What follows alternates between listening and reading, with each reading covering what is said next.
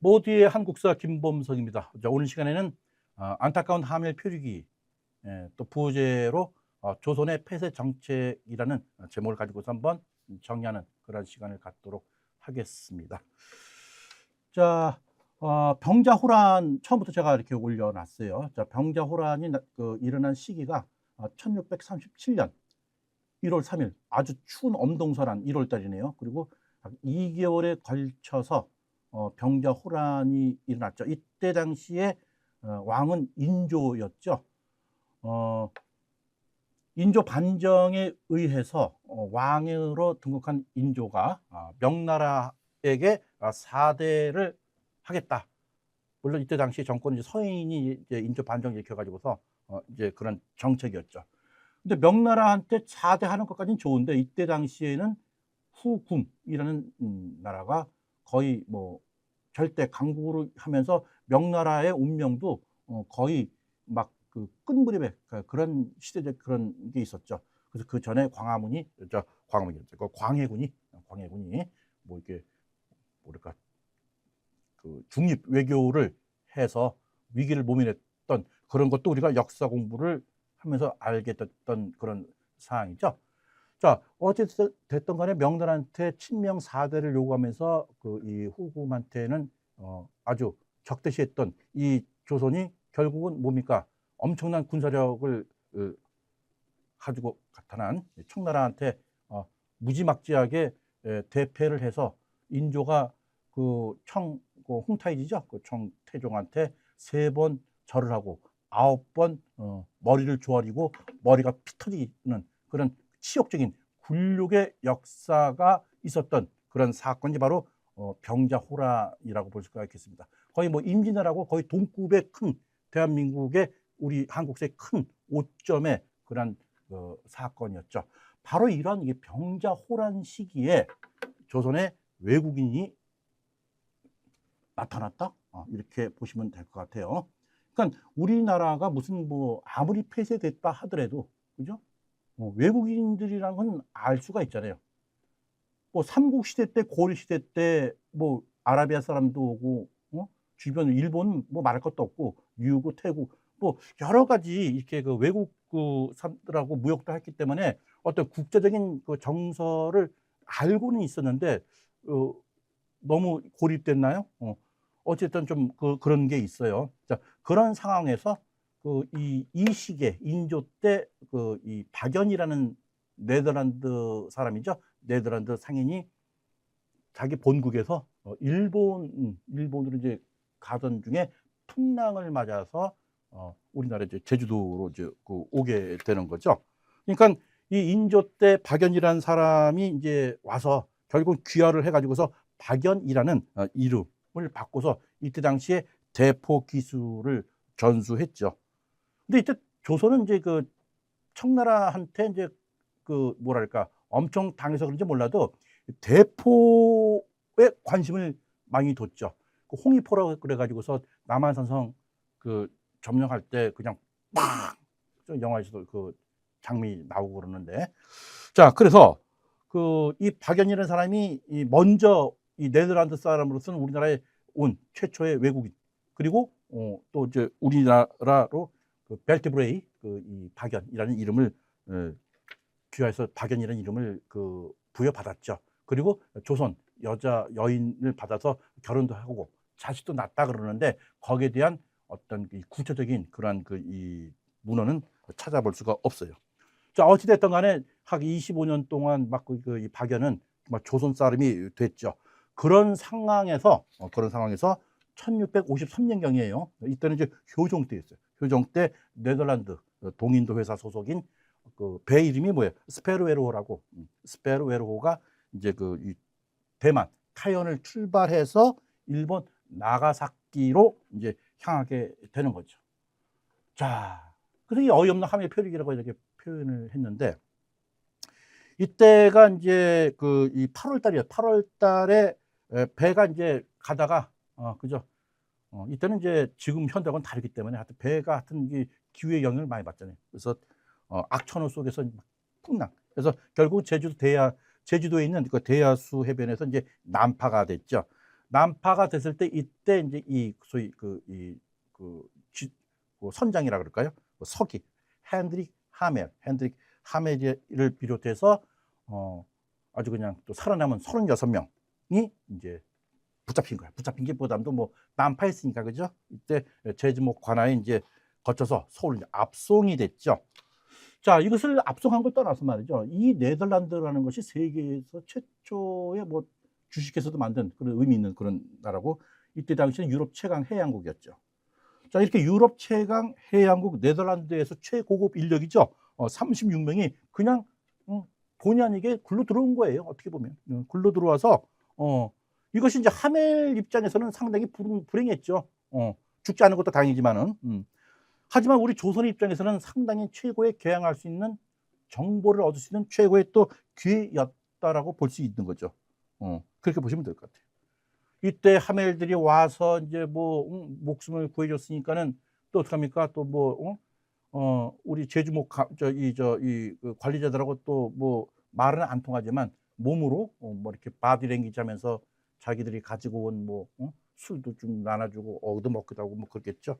그래서 그냥 우스갯소리는 아니지만은 아마 이때 당시에 그 이 네덜란드 선을 배에 있었던 어떤 그 술 같은 거, 와인 같은 것도 얻어먹고, 그래서 비공식적으로 이때 당시에 제주도 사람의 그 관리들은 아마 대한민국 우리나라 조선 최초로 서양의 술을 대접받은 뭐 그런 그렇게 또 이렇게 이해를 하죠. 자, 어찌 됐든 간에 단군 이래 최초로 그 이 서양인으로부터 양주를 접대받은 사실은 일단 중앙 정부에는 보고를 안 했겠죠. 자, 그런 다음에 이 함의 36명의 일행들은 뭡니까? 강진, 또 여수 등지를 갖다가 이제 떠돌다가 무려 13년 20일 동안 이제 있었죠. 여기에서 그 어떤 일을 했을까요? 즉 여기서 이 조선에서는 이 모습이 뭐 그 노랑머리에 코는 크고 뭐 귀하게 생겼으니까는 어떤 그 뭐 구경감으로 이렇게 전락했고, 그다음에 하는 일이라고는 뭐 잡초 뽑고 무슨 뭐 그냥 단순 그 뭐 노가다 살 같은 거 시키고 이런 식으로 하면서도 보내주지는 않고 뭐 그렇게 억류만 했던 거죠. 자, 1666년경에 이제 억류생활 13년 만에 조선을 탈출한 이 하멜 일행이 이제 어떤 배를 사가지고서 이제 제주도를 떠난 거죠. 그래서 일본 규슈 서쪽의 히라도라는 섬에 이제 도착을 했죠. 자, 이 사람들 입장이 뭡니까? 푸지나 뜯고 또 노예로 사느니 차라리 죽는 게 낫다라고 해서 아주 그냥 목숨을 걸고 감행했던 그런 탈출이었죠. 자, 그래서 왔어요. 와서 10월 달에 나가사키로 이동한 이 하멜 일행이 이제 일본인 관리들로부터 이제 신문을 받게 되는 거죠. 근데 이 나가사키에 있는 관리자 공무원들이 막 물어. 너 조선에서 왔지? 그래서 이 난파산 규모가 어떻고, 그 다음에 또 항해 목적이 뭐였냐? 그리고 조선에서 13년 동안 살았으면 조선의 군부대는 어떠냐? 배치하는 건 어떠냐? 조선의 경제, 사회, 문화 아주 그냥 치밀하게 그러니까 다 묻고 어떻게 탈출을 한 경위까지 다 작성해라. 그래서 5개 분야에 54개 항을 갖다가 강도롭게 신문했대요. 이건 뭐 조선에서는 있을 수 없는 것을 갖다가 일본에서 다 그렇게 해버린 거죠. 그러니까 일본 애들이 국민성이라는 게 상당히 우리하고는 다 분명히 달라. 다 그냥 물어보는 거예요. 이렇게 한 다음에 3년 뒤에 이 나가사키에 있었던 이 네덜란드 그 무역사무소에서 이제 원래 그 네덜란드 이 본사가 무역 본사가 인도네시아 자카르타, 그러니까 비타비아라 그래요. 그래서 네덜란드 그 자카르타에 있는 네덜란드 총독부에다가 이제 보고를 했죠. 자, 여기서 이제 보고를 하는데 이제 하멜 일행하고 이제 쭉 이제 그 심문을 해봤는데 결국은 이제 그 이 조선 당국은 조선은 좀 가난하다, 가난하고 또 항구도 없다. 그리고 조선 자체가 우리나라하고 이렇게 교육도 원치를 않는다. 그리고 또 보니까 일본하고 중국도 또한 조선처럼 이제 세국 정치도 펼쳤고 또 이 조선이 이런 교육하는 거, 특히 일본서 많이 반대를 하더라. 이렇게 보고를 했어요.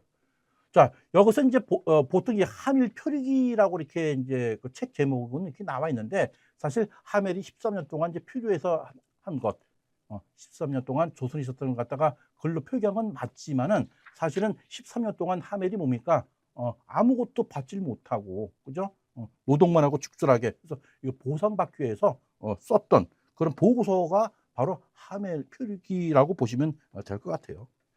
즉 13년이 억울해 가지고서 밀린 월급 받기 위해서 쓴 보고서가 바로 뭐다? 하밀 표류기다. 이렇게 이해를 하시면 될 것 같습니다.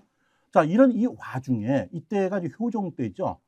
효종 때 보면 이제 북벌 정책이라는 거 다 알고 계시죠. 그런 와중에 나선 정벌도 다 알고 계실 거예요. 나선 정벌이 뭡니까? 러시아죠. 러시아에서 이렇게 이제 남하할 때 청나라에서 조총병을 갖다가 좀 보내달라 그래가지고서 1차, 2차에 나눠서, 그죠? 1654년, 1658년 동안 해서 러시아 군을 갖다가 아주 멋지게라는 것보다는 물리친 그런 것을 갖다가 우리 보통 한국사에서는 나선 정벌이라고 이렇게 표현을 하고 있습니다. 표현도 좀 그래요. 정벌했습니까? 내가 볼 때는 마지못해 청나라의 어떤 강요에 의해서 그냥 갔던 그런 것을 갖다 이제 나선 정벌이라고 약간 미화해서 표현한 것 전 상당히 좀 불만이에요. 차라리 청나라의 요청에 의한 조총수의 파병, 요 정도 표현이 적절치 않을까 합니다. 자, 바로 이 효종 4년 때 하멜이 원치 않게 들어온 거예요. 그렇다면 뭡니까?